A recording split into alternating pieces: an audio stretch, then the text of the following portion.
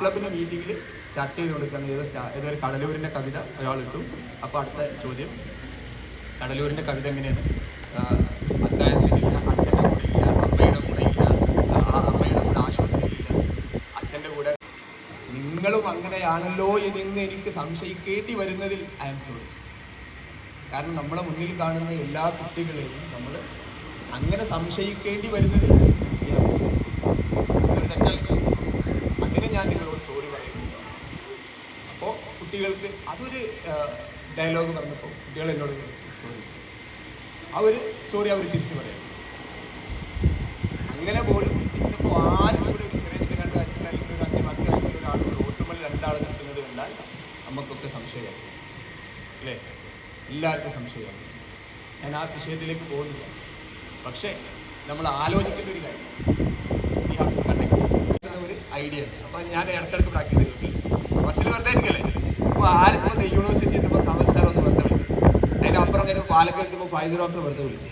അതിൻ്റെ ബാക്കിലെത്തുമ്പോൾ കുന്നുമ്പുറത്ത് എത്തുമ്പോൾ ചാവുൽ ഡോക്ടറെ വെറുതെ വിളിക്കും. ഇതിങ്ങനെ പോകുമ്പോൾ ബസ് എങ്ങനെ പോകും? നമ്മളെ ലിങ്കു അങ്ങനെ നമ്മൾ എവിടെ കോഴിക്കോട് എത്തുമ്പോൾ 10-15 ആളുകൾ ആ ഒരു ലിങ്ക് ഒരു ബസ്സിൽ എങ്ങനെ വെറുതെ പോകണമെന്നുണ്ടെങ്കിൽ, കാറിൽ വെറുതെ പോകണമെങ്കിൽ വേറെ ആൾ ഡ്രൈവർ ഉണ്ടെന്നുണ്ടെങ്കിൽ വെറുതെ വിളിച്ച് ഇവിടെ പോകണ്ടോ, സുഖല്ലേ, ഇസ്ലാമല്ലേ, വേറെ ഒന്നുമില്ല, കഴിഞ്ഞില്ല. അത് ഒരു നെറ്റ്വർക്കിങ്ങിൻ്റെ ഭാഗമാണ്.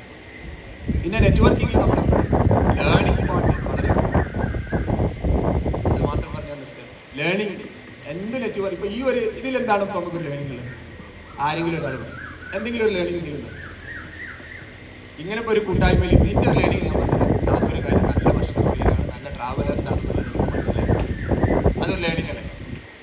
വേറെ എത്ര ലേണിംഗ് ഉണ്ട്? ഒരു 5 ലേണിംഗ് പറഞ്ഞാൽ നമുക്ക് ബാക്കി ഈ പരിപാടി കണക്ട് ചെയ്യുന്ന കുട്ടികളെ നമ്മൾ കണക്ട് ചെയ്യുക എന്നുള്ളതല്ലാതെ വേറെ ഇതിൽ കണക്ഷൻ ഇല്ലാത്തത് നമ്മുടെ ജനറേഷനുമായിട്ട് ടോട്ടലി ഡിസ്കണക്റ്റഡ് ആണ്.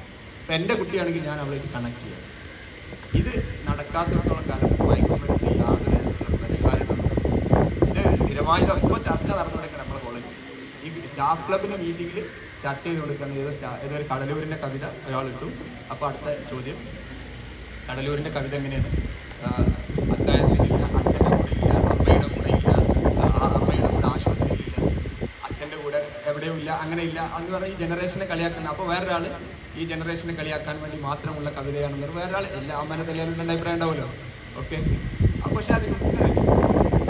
ഇതിനെന്താണ് ഒരു പരിഹാരത്തിൽ കോളേജ് അധ്യാപകരായിട്ടുള്ള 35 ആൾക്കാർ ചർച്ച ചെയ്തിട്ട് ഇതിനൊരു ഉത്തരം കിട്ടും. എൻ്റെ ഒരു അഭിപ്രായത്തിൽ അവരെ കണക്ട് ചെയ്യുക എന്നുള്ളത്, അവരെ നമ്മൾ കണക്ട് ചെയ്യുന്നത്, നമ്മൾ കണക്ട് ചെയ്യുന്ന ലോകത്തേൽ അവർ കണക്ട് ചെയ്യും. അവിടെയാണ് അതിന് പോയി. പിന്നെ കോമൺ ആയിട്ടൊരു ഫാക്ടർ എന്ന് വെച്ചാൽ സ്നേഹം എന്ന് പറഞ്ഞൊരു ഫാക്ടർ മാത്രമേ ഉള്ളൂ. ആ ഫാക്ടറിലൂടെ കണക്ട് ചെയ്യാൻ പറ്റിയാണത്. അത് നമ്മൾ പ്രകടിപ്പിക്കുന്ന സ്നേഹത്തിന്റെ വഴിയല്ല അവരെ പോയി. അതുകൂടി ഉണ്ട്. അതിനിപ്പോൾ എന്താ ചെയ്യാന്നുള്ള എനിക്കൊരു ഐഡിയ ഇല്ല.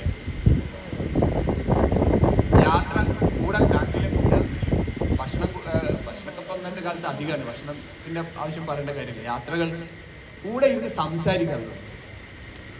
എന്താണ് അവരുടെ മൈൻഡിൽ? അവരെ കൂട്ടുകാരെ കുറിച്ച് സംസാരിക്കുക. വെറുതെ ഇരുന്ന് നമ്മളുടെ സംസാരിക്കുന്നതല്ല, കണക്ട് ചെയ്യാന്നുള്ളത്. അത് എങ്ങനെ വേണമെങ്കിലും നമുക്ക് കണക്ട് ചെയ്യാം.